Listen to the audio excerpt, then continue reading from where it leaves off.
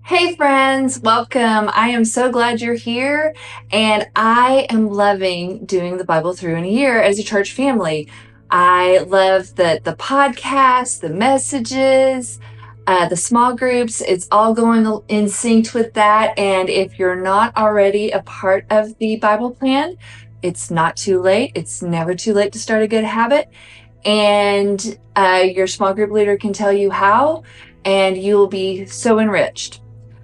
That brings me to my lesson.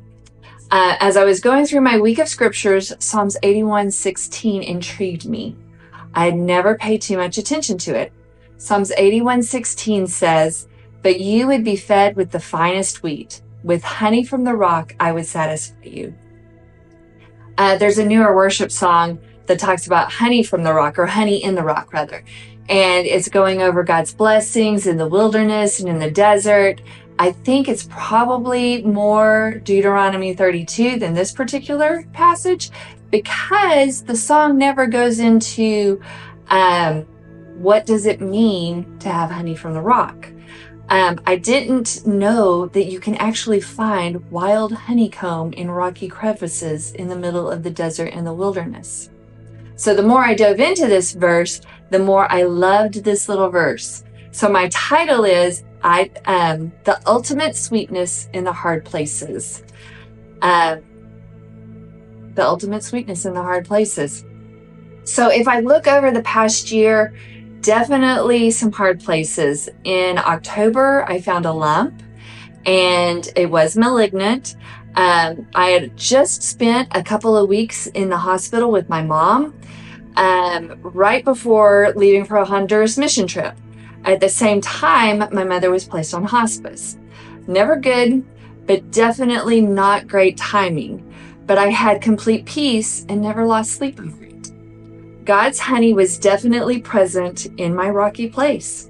I felt Him leading us and comforting us every step of the way. Let's get a running start on this verse and back up to verse 11 in Psalms 81. It says, "But no, my people wouldn't listen. Israel did not want me around, so I let them follow their own stubborn desires, living according to their own ideas. Oh, that my people would listen to me. Oh, that Israel would follow me, walking in my paths. How quickly I would then subdue their enemies. How soon my hands would be upon their foes. Those who hate the Lord would cringe before Him. They would be doomed forever. But I would feed you with the finest wheat. I would satisfy you with wild honey from the rock." And that's Psalms 81, verses 11 through 16 in the NLT. So what does that all mean? Let's look at this closer. First, we see God's heart is not to see His people scraping by spiritually malnourished and joyless. His desire is to feed us with the finest wheat, to nourish us deeply with truth, peace, and His own presence. And not only that, He promises honey from the rock.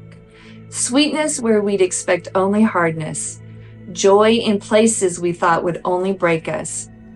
So then we might ask, secondly, so why do we often live on crumbs instead of abundance? In verse 11 and 12, God is lamenting that His people would not listen. The issue wasn't His unwillingness to bless, but their unwillingness to trust and follow. When we insist on going on our own way, maybe skipping the hard stuff, we settle for spiritual fast food when God is offering a feast. How we learn to trust is my third point. We need to take God's word in like nourishing honey. You think about honey, and it's good as a salve. It's good as medicine. It's good to sweeten things. God's word is the same spiritually for us. Psalms 19:10 says, "Scriptures are sweeter than honeycomb." Psalms 119:103 says, "How sweet your words are to my taste, sweeter than honey."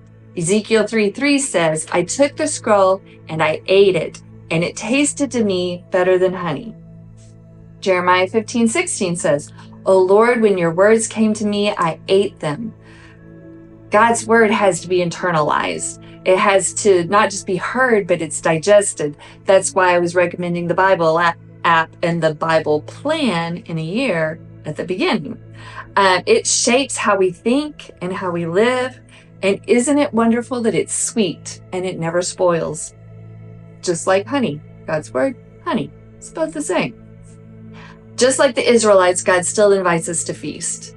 He still says, come to me, let me feed you. Let me bring sweetness out of your hard places. Christ himself is the bread of life. That's found in John 6:35. When we come to him, we don't hunger. He himself is our finest wheat. So, in February, in the midst of my treatments, my mother did transition. She transitioned to be a part of that great cloud of witnesses. It was a very sweet time as my mom and my dad and myself reflected on all the verses that she was looking forward to. Hebrews 12:1 is where the great cloud of witnesses is. She, all her life, was an intercessor, and she wanted to continue to intercede for her family and cheer us on as a part of that cloud of witnesses.